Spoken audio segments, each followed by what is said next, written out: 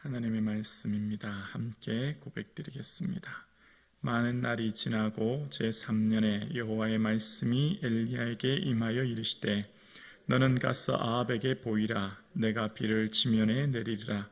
엘리야가 아합에게 보이려고 가니 그때 사마리아의 기근이 심하였더라.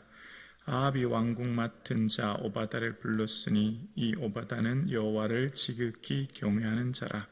이세벨이 여호와의 선지자들을 멸할 때에 오바다가 선지자 100명을 가지고 50명씩 굴에 숨기고 떡과 물을 먹였더라. 아합이 오바다에게 이르되 이 땅의 모든 물의 근원과 모든 내로 가자. 혹시 꼴을 얻으리라. 그리하면 말과 노새를 살리리니 짐승을 다 잃지 않게 되리라 하고 두 사람이 두루 다닐 땅을 나누어 아합은 홀로 이 길로 가고 오바다는 홀로 저 길로 가니라. 오바다가 길에 있을 때에 엘리야가 그를 만난지라. 그가 알아보고 엎드려 말하되 내 주 엘리야여 당신이니까. 그가 그에게 대답하되 그러하다. 가서 내 주에게 말하기를 엘리야가 여기 있다 하라. 이르되 내가 무슨 죄를 범하였기에 당신이 당신의 종을 아합의 손에 넘겨 죽이게 하려 하시나이까.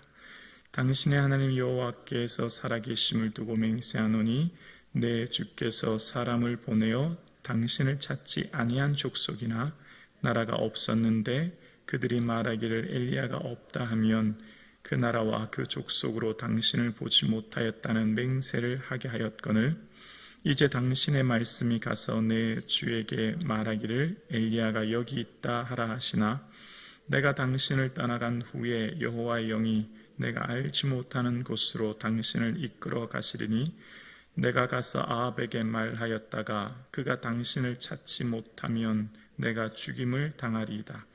당신의 종은 어려서부터 여호와를 경외하는 자라. 이세벨이 여호와의 선지자를 죽일 때에 내가 여호와의 선지자 중에 100명을 50명씩 굴에 숨기고 떡과 물로 먹인 일이 내 주에게 들리지 아니하였나이까. 이제 당신의 말씀이 가서 내 주에게 말하기를 엘리야가 여기 있다 하라 하시니 그리하면 그가 나를 죽이리이다. 엘리야가 이르되 내가 섬기는 만군의 여호와께서 살아계심을 두고 맹세하노니 내가 오늘 아합에게 보이리라. 아멘. 사랑의 하나님은 징계하시지만 그러나 은혜 베풀어 주시는 하나님이심을 본문을 통해 알게 됩니다. 오늘 본문 1절에 보면 많은 날이 지나고 3년에 여호와의 말씀이 엘리야에게 임하여 이르시되 너는 가서 아합에게 비를 지면에 내리리라 라고 말씀하십니다. 3년 전에 무슨 일이 있었습니까? 3년 전, 그러니까 17장 1절이죠. 내 말이 없으면 수년 동안 비도 이슬도 내리지 아니하리라 말씀하신 대로 비가 내리지 않은 상황이 되었던 것이죠. 그리고 얼마나 지났다고요? 3년이 지났다는 겁니다. 바알의 무능함을 보여주기 위한 것이고 또 아합이 회개하고 돌아오기를 기다리고 계신 시간입니다. 농경사회의 물은 절대적으로 중요하지요. 이스라엘의 국토의 60%가 사막이라고 합니다. 대한민국의 절반이 이스라엘의 강수량이라고 하니 물이 절대적으로 필요한 나라가 이스라엘입니다.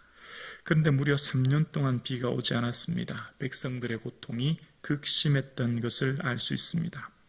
얼마나 극심했는지 2절 후반절에 사마리아의 기근이 심했다라는 표현을 쓰고 5절에 보면 왕의 가축들, 말과 노새들이 다 잃지 않게 되리라 라고 하는 표현, 더 이상 꼴을 찾기 위해서 물 근원을 찾기 위해서 가야만 했던 왕의 모습을 통해서 지금 백성들과 나라 전체가 얼마나 극심한 고통을 겪고 있는지를 알 수 있습니다. 그럼에도 불구하고 아합은 회개하거나 돌아오지 않은 상황이 되었지요. 그런데 누가 먼저 은혜를 베풀어 주십니까? 하나님이 기다리다가 먼저 은혜 베풀어 주시는 겁니다. 징계의 회초리를 드셨지만 백성들의 고통에 더 이상 하나님께서 지켜만 보실 수 없었던 거죠. 오늘 본문에 보면 이 비라고 하는 단어가 마타르라는 단어인데요. 일반적으로 때를 따라 내리는 비, 자연적인 현상에 내리는 비는 게셈입니다. 근데 오늘은 히브리어의 마타르를 썼습니다. 이것은 어떤 때 쓰는 단어이냐면 하나님의 심판의 도구로 쓰일 때 쓰이는 단어, 비라는 단어는 마타르라는 단어를 쓰는 겁니다. 하나님께서는 지금 심판의 도구로 징계하고 계신 것을 아합이 깨닫지도 돌아오지도 않는 거예요. 그런데 누가 먼저 은혜 베풀어 주십니까? 하나님이 은혜 베풀어 주시는 거예요. 마음을 그들을 품고 그들에게 다시 비를 내려 주시는 거죠. 징계의 회초리를 들었지만 돌아오지 않고 끝끝내 하나님 마음을 괴롭게 하고 고통스럽게 하지만 지금 이 백성들의 극심한 기근으로 인하여서 하나님은 더 이상 지켜만 볼 수 없으셨던 상황을 깨닫게 되는 겁니다. 하나님께서는 이 3년이라는 시간 동안 백성의 고통을 지켜보지 못하시고 이제 비를 내려주시는 모습을 보게 됩니다. 하나님께서는 징계하시지만 사랑이 훨씬 더 크신 분이 우리 하나님이신 줄로 우리는 믿습니다. 우리가 우리의 삶을 인도하시는 하나님이 때로는 징계 해처리를 들 때도 있지만 그게 본질이 아닌 거예요. 그게 하나님의 의도의 마음이 아닌 거죠. 돌아가기를 원하시는 거죠. 그러나 또한 끝끝내 돌아오지 않고 백성들의 고통을 주님께서는 더 이상 볼 수 없어서 다시금 비를 내려주시는 상황이 본문에 기록됩니다. 그러면서 이제 이 후반절 이 3절 이하에 오바다에 대한 이야기를 시작합니다. 왕국 맡은 자라는 표현 속에 왕의 모든 재산을 관리하는 고위 관리였을 것이라 생각합니다. 근데 그에 대한 소개를 할 때 3절에 보니까 여호와를 지극히 경외하는 자라고 이야기합니다. 하나님을 경외했다는 거예요. 그래서 어떻게 했다고요? 이세벨이 하나님의 선지자를 다 죽이려고 할 때 100명을 50명씩 굴에 숨겨두고 그들에게 모든 필요를 채워주고 돌봤다, 살폈다, 그렇게 얘기합니다. 하나님을 신실하게 섬기는 하나님의 사람이었음을 봅니다. 그렇게 오바다에 대한 소개를 하고 난 이후에 아합이 이제 물이 없어서 물 근원을 찾으러 가자라고 오바다에게 얘기하고 각기 다른 길로 가던 중에 오바다가 길에서 누구를 만나죠? 엘리야를 만난 겁니다. 오바다가 단번에 알아본 거예요. 그럴 때 엘리야가 오바다에게 여기 엘리야가 있다라고 얘기해라 라고 아합에게 이야기하라고 합니다. 그런데 오바다가 조금 특이한 얘기를 하죠. 9절에 보면 당신이 당신의 종을 아합의 손에 넘겨 죽이려 하시나이까 라고 이야기합니다. 이게 무슨 말이죠? 지금 엘리야가 여기 있다라고 말하면 내가 죽는다는 겁니다. 지금 어떤 상황이죠? 10절 이하에 그런 얘기를 하는 겁니다. 모든 나라와 모든 왕국에 사람을 보내지 않은 곳이 없다는 거예요. 왜냐하면 엘리야를 찾기 위한 겁니다. 그래서 엘리야가 여기 없다라고 나라와 사람들에게 맹세하게 했다는 겁니다. 확실히 확고하게 맹세를 받아서 전국을 지금 샅샅이 찾고 있는 상황이다라는 거죠. 그런데 지금 여기 엘리야가 있다라고 하면 왕의 신하들이 왔을 때 엘리야가 만약 당신께서 하나님의 뜻을 따라서 이끌리심 따라 다른 곳으로 가고 당신이 없으면 나는 죽게 될 것이다 라는 겁니다. 아합 왕이 물었을 때 너는 엘리야를 여기 있는지 어떻게 알았느냐? 엘리야와의 평소 접촉하며 어떤 관계를 가지고 지내지 않느냐? 책임 추궁을 했을 때 자기가 위험해지고 목숨을 잃어버릴 상황이 될 수 있다. 지금 그 얘기를 하고 있는 겁니다. 오늘 본문에 지금 8절, 11절, 14절에 계속 반복하고 있는 말이 있습니다. 엘리야가 여기 있다라는 겁니다. 원어에는 흰의 엘리야인데요. 보라 엘리야이다 이런 의미입니다. 엘리야는 어떤 의미죠? 나의 하나님은 여호와시다. 지금 계속해서 엘리야가 여기 있다라고 말하는 이유는 하나님은 바알이 아니라 하나님 여호와라시라는 거죠.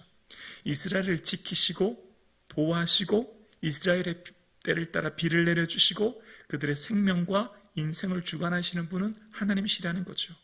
그래서 계속 보라 여기 엘리야가 있다 흰의 엘리야라고 하는 것을 계속 반복하면서 왕과 모든 사람들에게 알려주는 겁니다. 강조하면서 이야기하는 거죠. 하나님이 이스라엘을 지키고 보호하시는 분이다 라고 하는 것을 계속해서 말씀하시는 거예요. 그럴 때 지금 오바다의 삶을 살펴보면 오바다는 하나님을 경외하는 자라고 했죠. 그리고 선지자들을 숨겨서 살피는 사람이었습니다.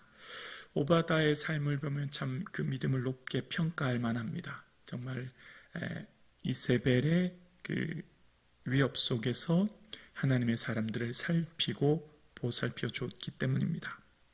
근데 엘리야를 만나자 그 오바다의 믿음이 드러나기 시작합니다. 오바다가 겉모습은 정말 하나님의 사람들을 섬기고 살펴줬는데 그 진짜 그 내면에 있는 믿음이 어떤 것인가가 이제 드러나기 시작한 겁니다.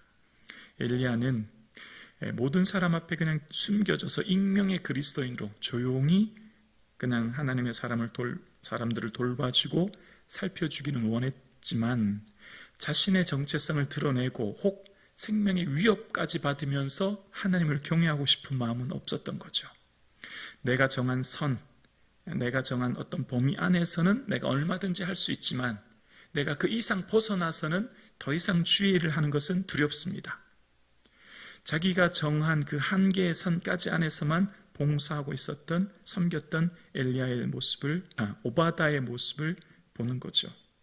겉모습은 그의 삶에 굉장한 믿음이었지만 사실 그 내면 깊은 곳에 있는 곳에 그의 내면의 믿음은 죽음에 대한 두려움, 왕에 대한 두려움과 공포가 있었다는 것을 보게 됩니다. 어쩌면 오늘 본문을 묵상하면 나의 모습을 보는 것 같지 않습니까? 우리의 모습을 보는 것 같지 않습니까? 우리는 신앙생활 할 때 이만큼이라고 하는 각자 자기만의 정해놓은 선이 있습니다. 내가 이만큼 하면 나는 충분히 잘하고 있지. 나는 이만큼 하면 나만큼 하는 사람 없을 거야 라고 하는 각자의 정해놓은 선, 정해놓은 어떤 범위 안에서 신앙생활하고 그 더 이상은 하기를 꺼려하는 우리의 모습은 있지 않은가 생각해 봅니다. 누구든지 하나님 앞에서 나를 부인하면 나도 하늘에 계신 아버지께서 그를 부인하리라. 한 사람 앞에서 나를 시인하면 많은 사람 하나님 앞에서 나를 시인이라 말씀하셨던 것처럼 우리의 삶에 정말 하나님 앞에서 내 모든 것 내려놓고 심지어 내 생명까지 드려 믿음과 신앙으로 살아가는 것 얼마나 어려운지 모릅니다. 우리가 주님을 예배하고 살아가는 것 적당히 믿기는 참 쉽습니다. 사람들에게 익명의 그리스도인으로 나를 그리스도인이라 드러내지 않고 그냥 적당히 어느 정도 믿고 신앙생활하는 것은 어렵지 않습니다. 그러나 내가 그리스도임을 모든 사람에게 밝히고 예수 그리스도를 보여주는 삶을 살아가는 것, 심지어 내 생명까지도 내려놓고 다 드릴 수 있는 것 얼마나 어려운지 모릅니다. 그래서 우리는 주님의 은혜를 구해야 되는 것이죠. 전적인 주의 은혜가 있어야만 우리는 우리의 모든 것을 들여 헌신할 수 있고 우리는 우리의 마음 중심까지도 온 마음 다하여 주님을 사랑하고 섬길 수 있는 것이죠. 오늘 오바다의 삶을 통해서 우리가 깨닫는 것이 있습니다. 정말 하나님을 향해 전심으로 그 중심 깊은 것까지 심지어는 생명까지도 주께 드릴 수 있는 믿음, 인간의 힘으로는 사실 불가능하다는 거죠. 우리는 모두가 다 연약한 사람들이기 때문입니다. 그래서 우리는 주의 은혜를 구해야 되는 것이죠. 주님 은혜 주셔야만 마치 제자들이 성령의 임재에 충만한 임재를 받았을 때 그 모든 삶을 드렸던 것처럼 오늘 우리가 이 새벽 나온 이유도 하나님의 온전한 다스림, 충만한 은혜를 구하는 것이죠. 그래야만 우리가 주의 뜻대로 살 수 있고 그래야만 우리의 삶을 전적으로 드리고 의탁하고 주의 영광 위에 살아갈 수 있는 줄로 믿습니다. 함께 예배드리시는 사랑하는 성도님, 우리의 신앙의 최종 목표가 무엇입니까? 우리의 인생의 신앙생활의 최종 목표는 나는 온전히 죽어지고 내 안에 예수님이 사는 삶인 줄로 믿습니다. 그래서 우리는 자기를 부인하고 자기 십자가를 지는 것입니다. 하나님, 나는 아무것도 아닙니다. 나는 무능한 존재요. 나는 하나님 앞에 설 수 없는 자입니다. 라고 하는 자기 고백, 자기 정체성이 있을 때 온전히 내 자신을 날마다 나는 죽노라 고백하며 온전히 주의 은혜를 붙들 때 우리는 그 은혜 안에 살아갈 수 있고 우리는 이 하루도 살아갈 수 있는 줄로 믿습니다. 기도드리겠습니다.